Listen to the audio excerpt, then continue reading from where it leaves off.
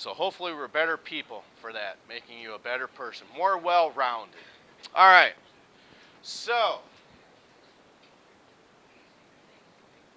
the six species of animals that we spent time on.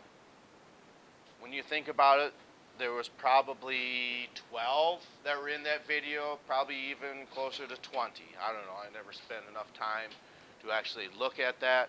But hopefully we can appreciate the 6 that we did talk about. Okay? So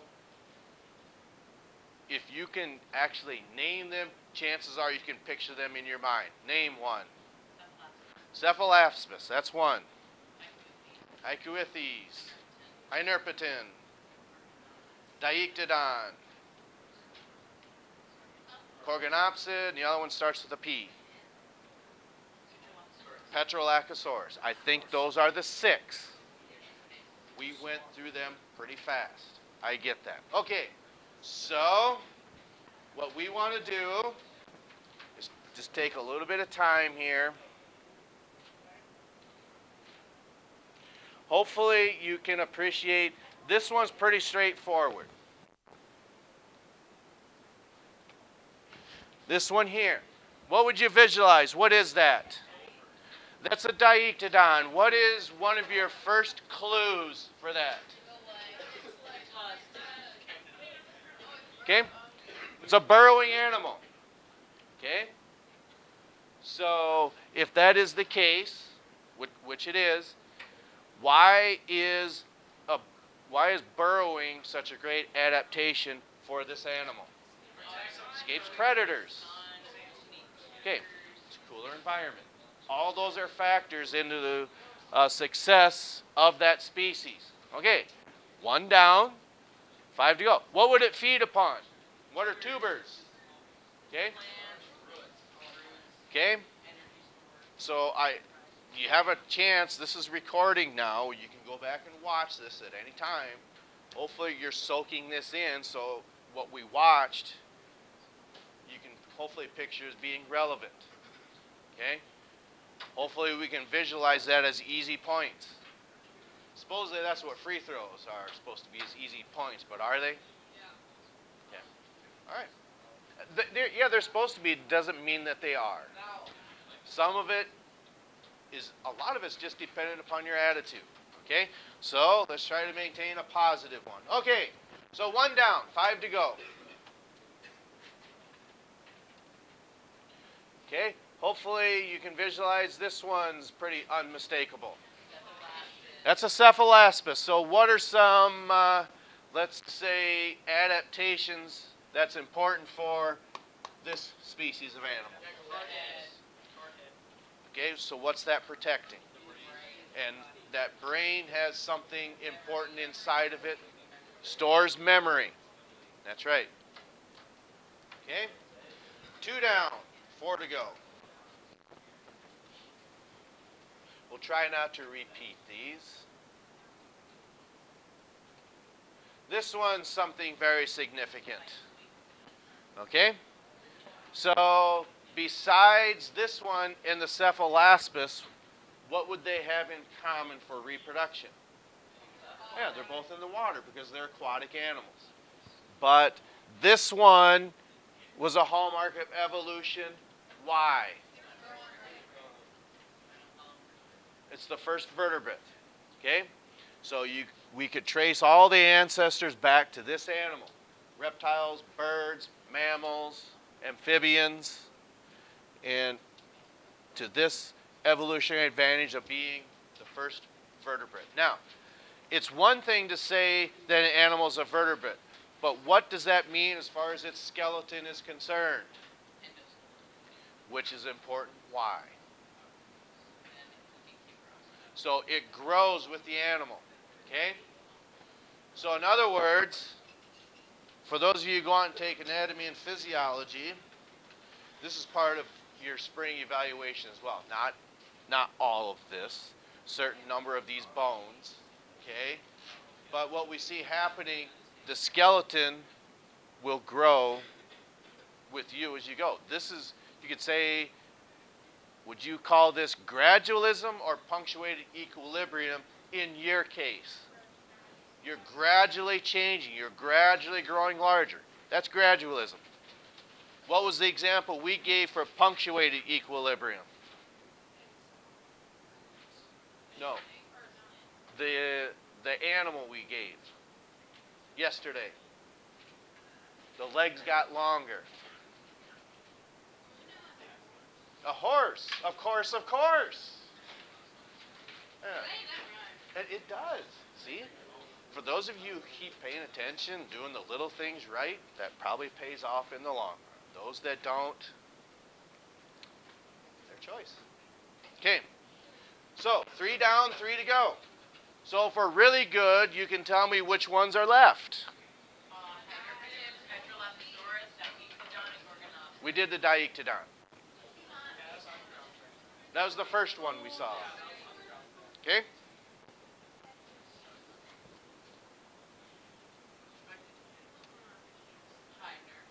Okay. What are some things that you can, if we could make this larger, okay? If this doesn't have claws on it, which it doesn't, it's got toe pads. So that is not reptilian-like, that is amphibian, okay?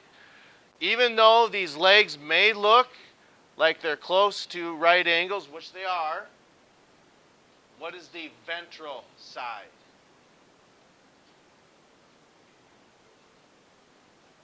What's the ventral side of this animal? The belly side. Because when you talk about orientations, okay, when you look at sharks, that's always unmistakable in the water because you know you're looking at a shark because what do you see? The dorsal fin. It's a fin that's on the back side.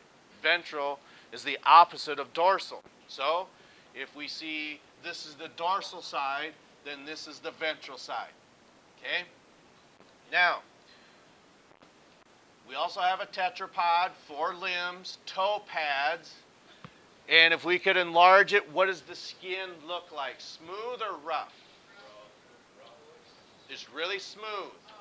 Why does it, I mean, I suppose it's the yellow spots that make it look like it's rough. But why does it have to be smooth? It probably does. Helps them breathe because they have to have moist skin to breathe. Okay? And then finally, what's true about the reproduction? It's aquatic. It's not terrestrial yet. Okay? 4 down, 2 to go. That is a hynerpeton. That's correct. And I think it's this one. Nope, not that.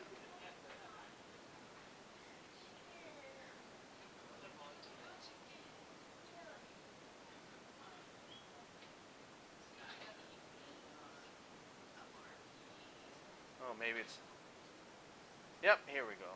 No, that's still the hynerpeton. I thought I had them all pulled up here. No. Well, that's the one this is the one I really wanted.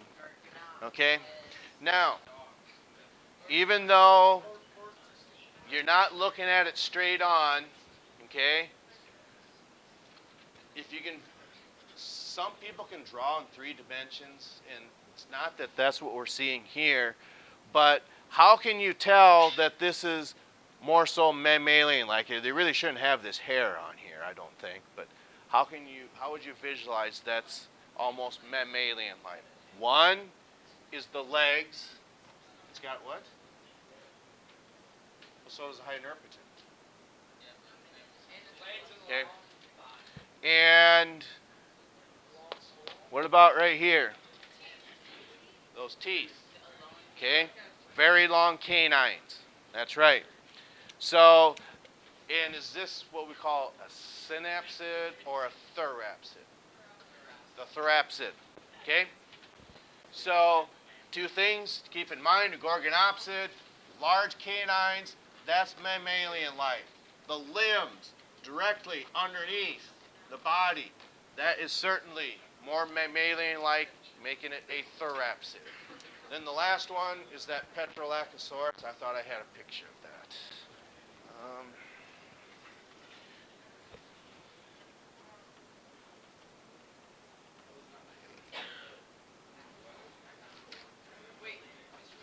Yes.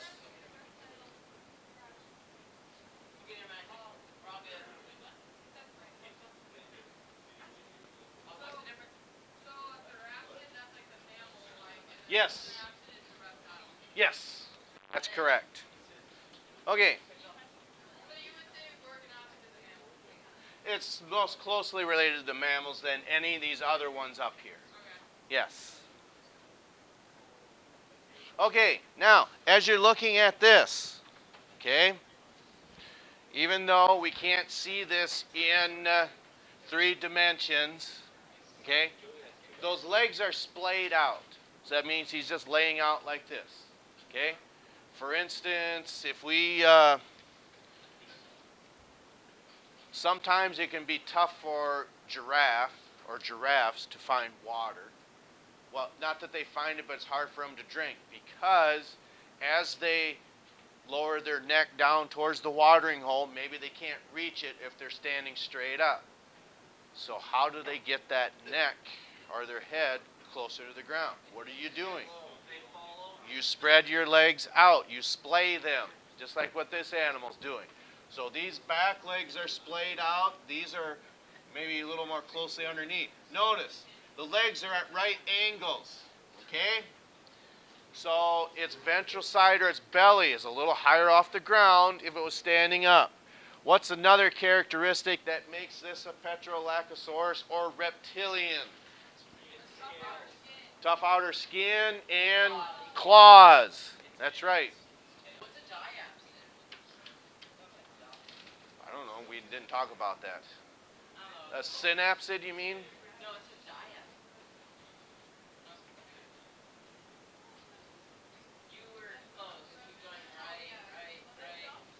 Oh, okay.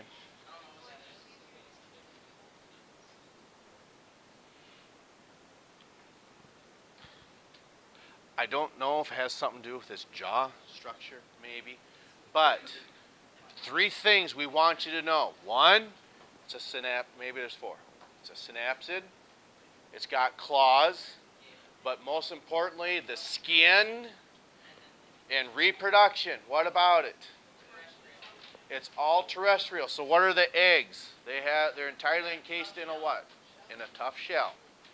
That's right. Okay, so you're going to see, these aren't the exact pictures that you're going to see, but very, very similar to this. So there again, if you're putting in the time, participating, thinking about this, answering questions, you're probably going to be just fine.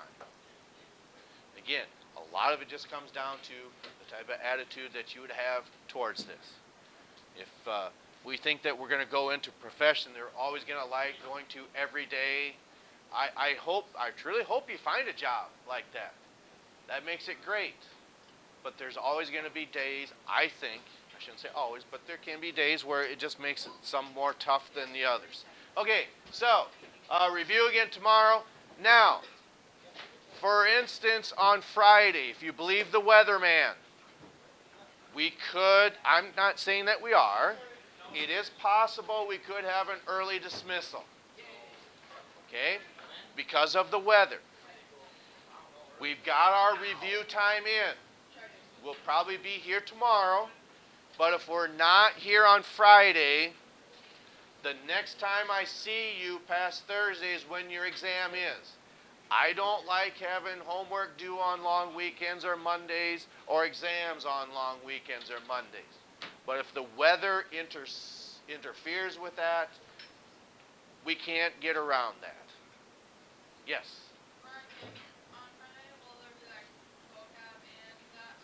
That's correct. And questions. Now that we got all of our papers handed in, I can get them corrected and handed back to you. I'll get you your vocab quizzes here shortly. So again, after Thursday, the next time we see you is when your evaluation is. And I think you would agree that's fair.